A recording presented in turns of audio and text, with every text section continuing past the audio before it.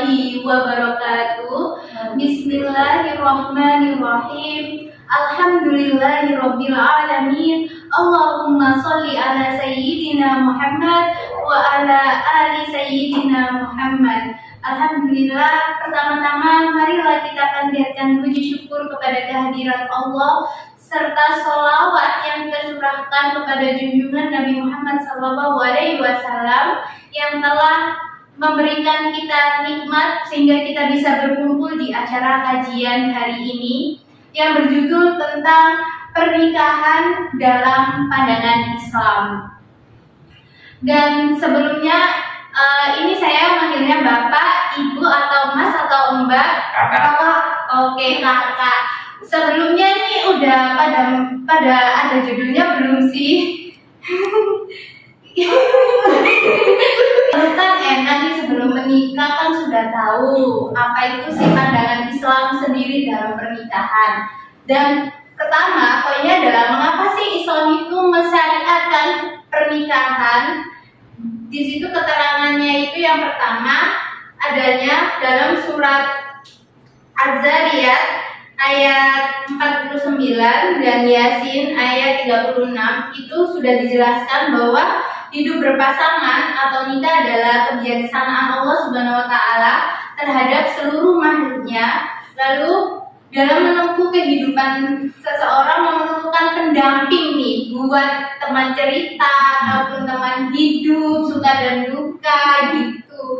Jadi yang belum ya saya doakan segera menemukan kaum ini. Dan yang ketiga yaitu nikah merupakan fitrah karena Islam melarang keras, hidup melacur, mohon maaf seperti homo juga lesbi karena bertentangan dengan fitrah manusia. Dan itu juga sudah ada dalam Al-Quran surat Ar-Rum ayat 21. Dan yang terakhir yaitu kendali untuk tidak menuruti hawa nafsu nih bagi manusia. Dan ini juga ada dalam surat Al-Baqarah ayat 233.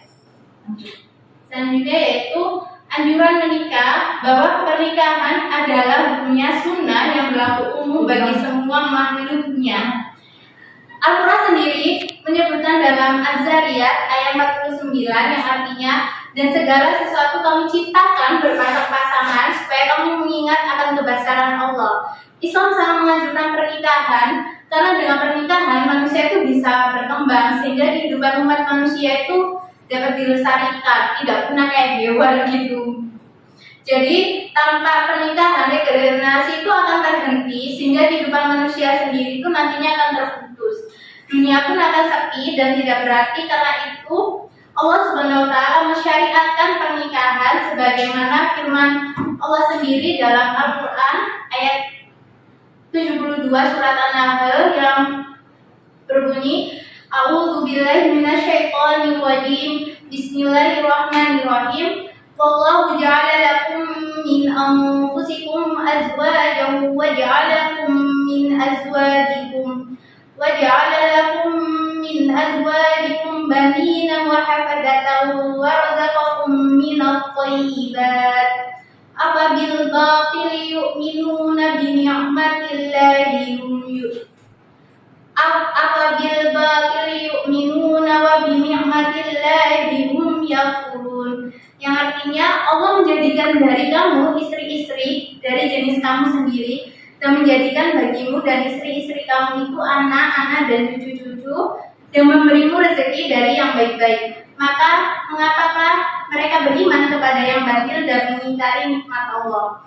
Ayat tersebut bermakna menguatkan bagi orang yang merasa belum sanggup agar tidak khawatir karena belum cukup biaya atau dengan pernikahan yang benar dan ikhlas, Allah itu akan melapangkan rezeki yang baik dan halal untuk hidup berumah tangga sebagaimana dijanjikan Allah Subhanahu wa taala.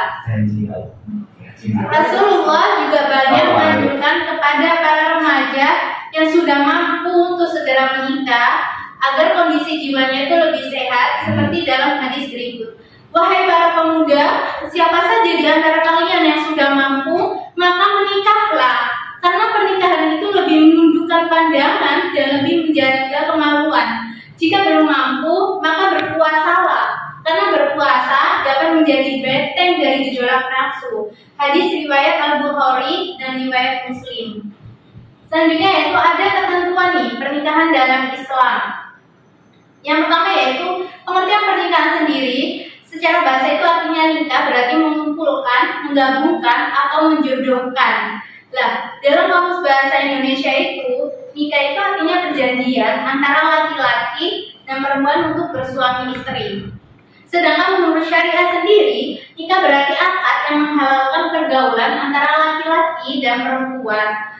Dalam Undang-Undang Pernikahan RI UU PRI nomor 1 tahun 1974, definisi atau pengertian perkawinan sendiri ialah ikatan lahir batin antara seorang pria dan wanita sebagai suami istri dengan tujuan membentuk keluarga rumah tangga yang berbahagia dan bekal berdasarkan ketuhanan yang Maha Esa.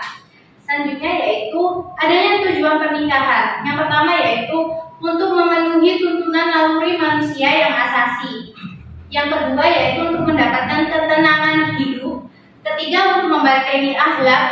Yang keempat adalah untuk meningkatkan ibadah kepada Allah Subhanahu wa taala.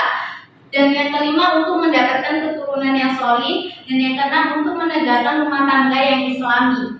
Nah, ini penting banget nih, misalnya poinnya yaitu adalah hukum suatu pernikahan. Lah, hukum pernikahan itu sebenarnya adalah mubah, tapi bisa dikatakan wajib bagi orang yang telah mampu baik fisik, mental, ekonomi, pokoknya sudah siap semua. Lalu bisa dikatakan sunnah bagi orang yang telah mempunyai keinginan untuk menikah, namun tidak dikhawatirkan dirinya itu jatuh kepada dosa atau maksiat. Lalu yang terakhir bisa dikatakan mubah bagi yang mampu dan aman dari fitnah, tetapi tidak membutuhkan atau tidak memiliki syahwat sama sekali, seperti orang yang impoten atau gangguan jiwa seperti itu. Selanjutnya yaitu nikah bisa dikatakan makruh nih bagi seorang yang mampu menikah, tetapi dia khawatir akan menyakiti wanita yang akan dinikahinya. Lalu bisa dikatakan haram bagi orang yakin bahwa dirinya tidak akan mampu melaksanakan kewajiban-kewajiban pernikahan. Selanjutnya yaitu poin keempat, orang-orang yang tidak boleh dinikah itu apa aja sih? Nah, dalam Al-Quran surat An-Nisa ayat 23 sampai 24 yaitu ada namanya mahram mu'abbad, di mana artinya wanita diharamkan untuk dinikahi selama-lamanya, seperti keturunan, satu susuan, mertua perempuan. Lalu yang kedua yaitu ghair mu'abbad, di mana mahram ini sebab penghimpun dua perempuan yang statusnya ini saudara. Lah, berdasarkan ayat Al-Quran surat An-Nisa ayat 24, mahram ini dapat dibagi menjadi 4 kelompok. Yang pertama yaitu keturunan, ibu dan seterusnya ke atas, anak perempuan dan seterusnya ke bawah, lalu bibi, lalu anak perempuan dari saudara. Sedangkan pernikahan ibu dan istri mertua, anak istri bapak, lalu istri anak, persusuan ibu yang menyusui, saudara perempuan sepersusuan. Lalu sedangkan di kumpul atau di madu itu adanya saudara perempuan dari istri, bibi perempuan dari istri, keponakan perempuan dari istri. Selanjutnya yaitu adanya rukun dan syarat pernikahan sendiri.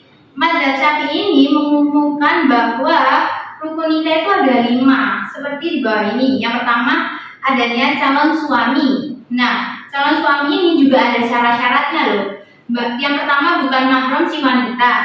Kedua yaitu orang yang dikehendaki. Ketiga muayyan. Dan yang selanjutnya yaitu calon istri. Nah, calon istri ini syaratnya bukan mahram si laki-laki. Kedua yaitu terbebas dari halangan nikah. Misalnya masih dari masa iddah. Nah, selanjutnya itu ada wali. Wali itu apa sih?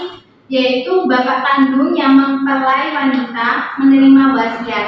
Nah, syarat wali itu ada 10. Orang yang dikehendaki, laki-laki bukan perempuan, mahram si wanita, baligh, berakal, adil, tidak terhalang wali lain, tidak buta, tidak berbeda agama, merdeka, bukan budak. Selanjutnya yaitu 2 orang saksi, ini penting juga.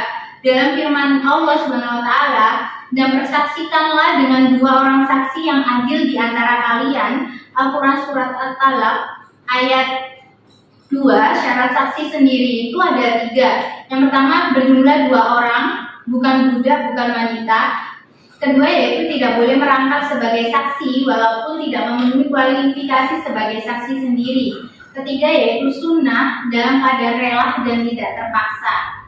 Selanjutnya yaitu sigo atau ijab kabul, yaitu perkataan dari mempelai laki-laki atau wakilnya ketika akad nikah.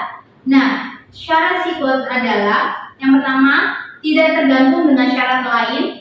Kedua, tidak terikat. Ketiga, boleh dengan bahasa asing. Keempat, dengan menggunakan kata tasbih atau nikah. Tidak boleh dalam bentuk kinayah, artinya sindiran.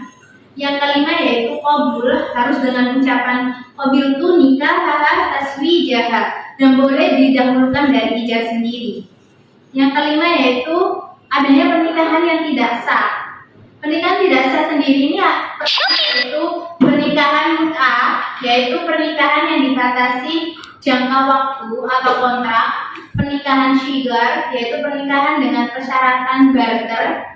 Pernikahan muhalil, yaitu pernikahan seorang wanita yang ditalak 3. Pernikahan orang yang ihram, pernikahan orang yang sedang melaksanakan ihram haji. Pernikahan dalam masa iddah, pernikahan tanpa wali, pernikahan dengan wanita kafir. Selanjutnya yaitu menikahi mahram, baik mahram untuk selamanya, mahram karena pernikahan atau sepersusuan. Selanjutnya yaitu adanya hikmah pernikahan.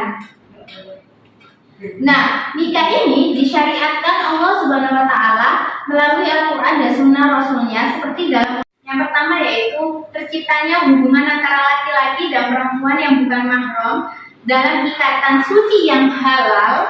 Lalu yang kedua yaitu mendapatkan keturunan yang sah dari hasil pernikahan, bukan hasil yang zina. Dan yang ketiga yaitu terpeliharanya kehormatan suami istri dari perbuatan zina. Keempat yaitu terjalinnya kerjasama antara suami dan istri dalam mendidik anak dan menjaga kehidupannya. Yang kelima yaitu terjalinnya silaturahim antara keluarga besar pihak suami dan pihak istri. Alhamdulillah, presentasi yang saya sampaikan mungkin hanya segini saja. Semoga kedepannya bisa bermanfaat buat mbak-mbak dan masnya. Saya akhiri. Wassalamualaikum warahmatullahi